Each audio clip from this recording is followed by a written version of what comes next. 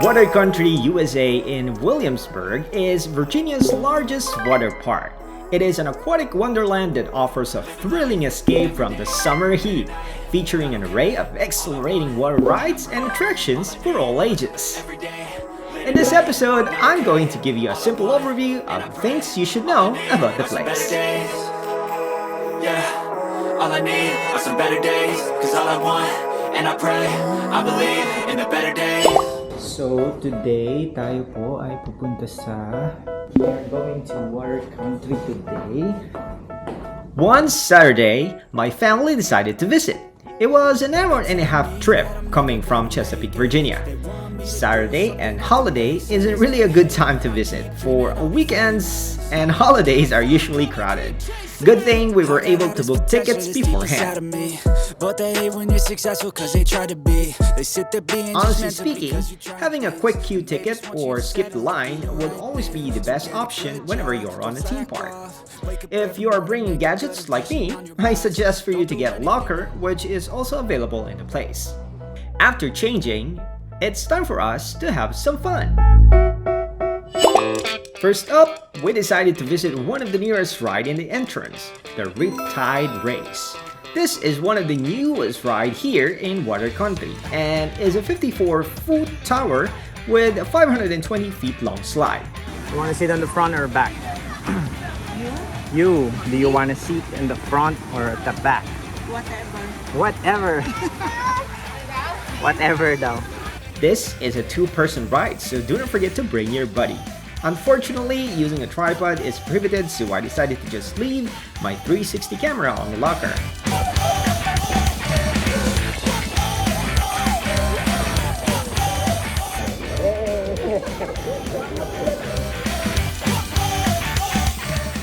Next, we decided to do the Colossal Curl, which is a high-thrill ride. So that's the line from here.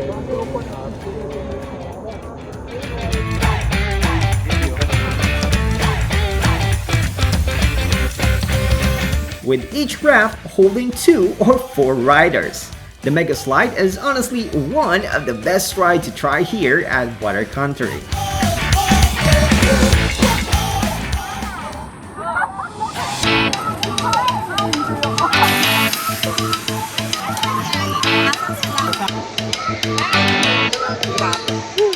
Making it more enjoyable for the kids, we tried Hubba Hubba Highway, which is a radical river adventure of 1,500 feet of free-floating fun.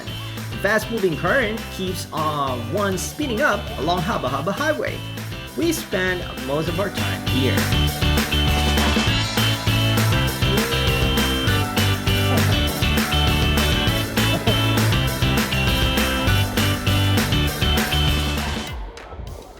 After 2 rounds, we decided to walk and try Aquasoid. Unfortunately, the line was too long, so we decided to just move on to the next one, which is the Big Daddy Falls. It's a whitewater rafting with 670 feet of flows and tunnels.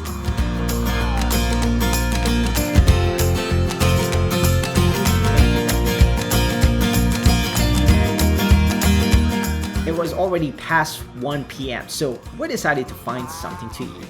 It is prohibited to bring food inside. Good thing there are restaurants and food stalls available around the area. To what I know, there are 33 attractions existing upon our visit, 10 of which were food stations. While my sister and Alex were looking for food, I took the kids at the Surfers Bay wave pool, which mimics an actual beach, with its 23,000 square foot pool that gradually reaches 8 feet deep. So better grab a life vest or brave the waves on your own as the surf starts crashing every 10 minutes with cycles of 4-foot waves that last 8 minutes. Fun!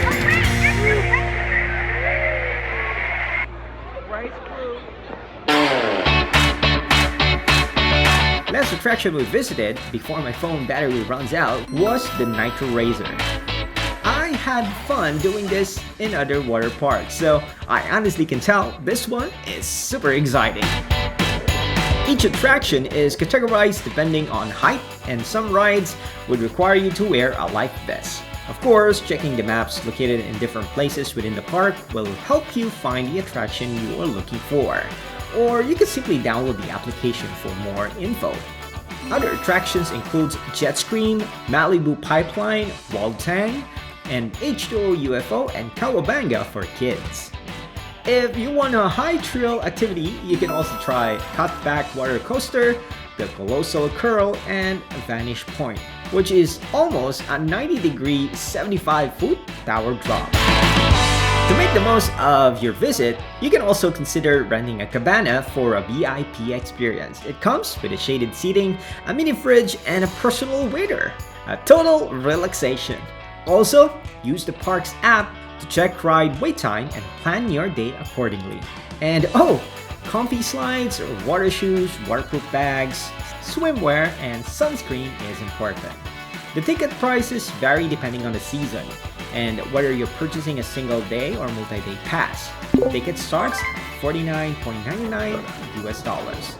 Also, to avoid long lines, aim for weekdays, especially in the early summer or early fall. At around 5:30 in the afternoon, we decided to head out and go home. It was a fun day, but I guess trying out all the rides would have been better. If you found this video helpful, do not forget to put a thumbs up, subscribe for more awesome content, and hit that notification bell so you never miss an adventure. Thanks for joining me today. Until then, this is Nogagana City signing off.